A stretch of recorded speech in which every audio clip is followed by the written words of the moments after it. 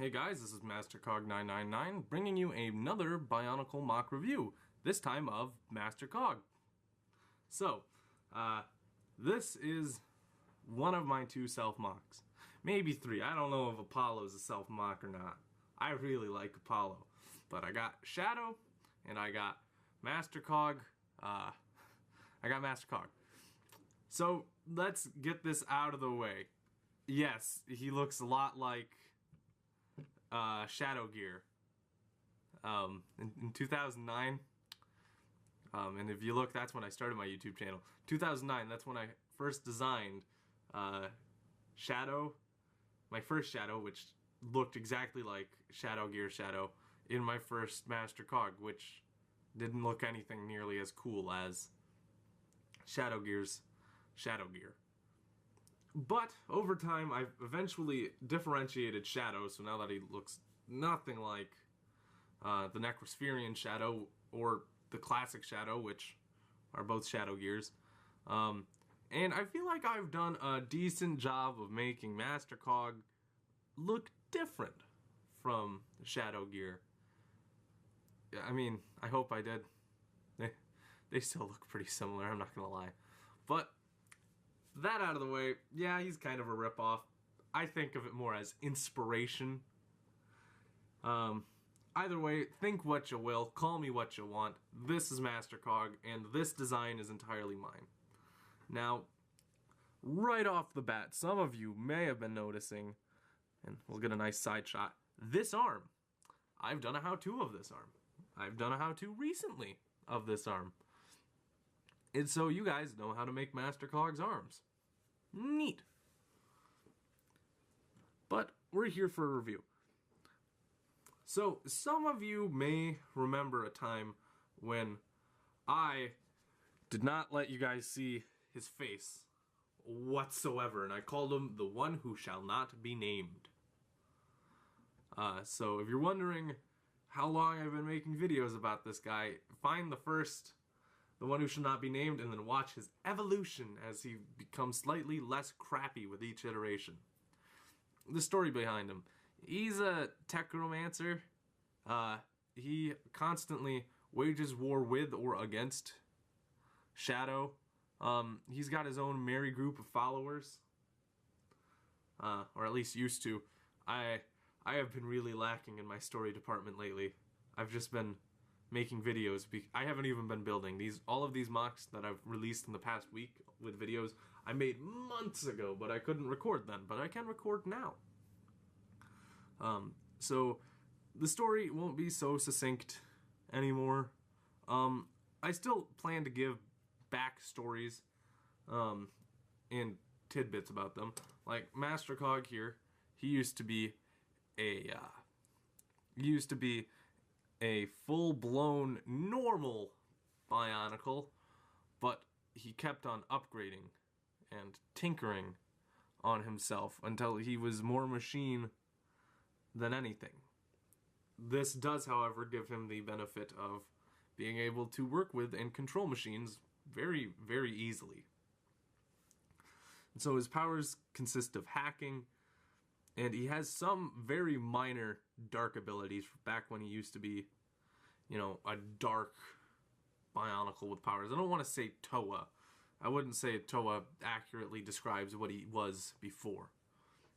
But now he is more machine than anything, and so his abilities rely upon machines more than anything. And it also relies upon a great amount of brute force. As you guys can see, he is very big now. He is very large. Let's get an Apollo in here for scale. Okay, wait, I need to put Apollo next to him, not in front of him. And Apollo is not the smallest guy. And let's get a Frozen Sage in here for scale.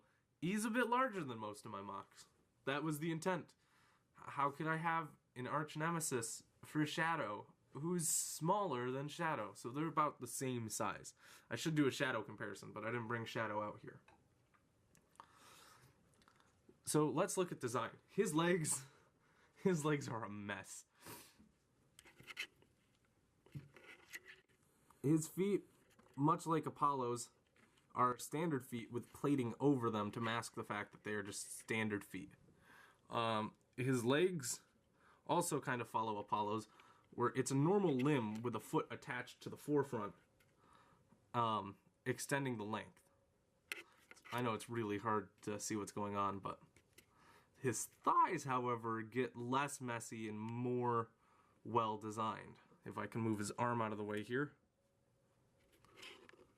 I'm not going to bend his thighs because sometimes there's an issue where when I bend his thigh, that friction joint right there will snap off. And here's the thing, I need to take apart the leg to put the friction joint back on. I don't know how it can come off if I need to take apart the entire thing to put it back on, but it can. I might do a leg how-to if you guys are interested. Just do not ask for a torso how-to because as we are about to see, his torso is a mess. Look at that. It is literally just little parts piled upon little parts piled upon Technic pieces and whatnot. So we turn him frontward, right? He's got a nice chest. I love this chest design. It's entirely mine. I'm being cocky, but I absolutely love this chest, and I hope you guys too. Midsection, it's thin.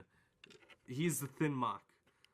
He harkens back to my old days of being thin, but I feel like he's thin proportionally, but comparatively he's stocky as all hell compared to like the Sage or Apollo.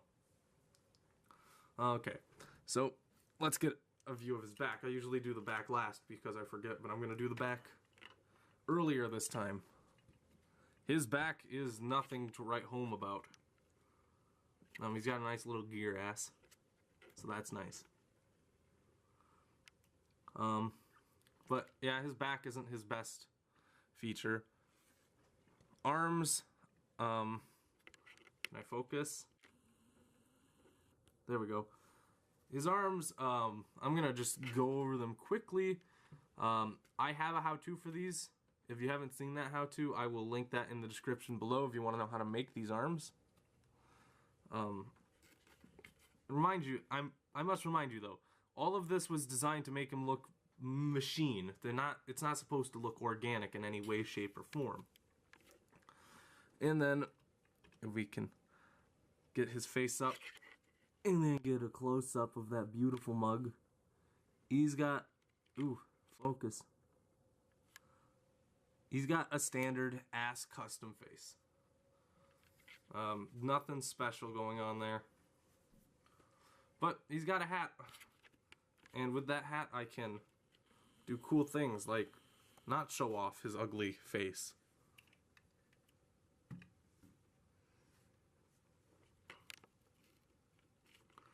So, there you have it. MasterCog. An inspiration based off, or inspired by, Shadow Gear MOC. I can't say that enough. I don't want it to seem like I am being cowardly or trying to hide the fact that this was inspired. It totally was. I don't think it's a ripoff. I mean, it might be a ripoff. You guys tell me. Either way, this is one of my self-mocks. This is MasterCog, and this is MasterCog 999, signing off.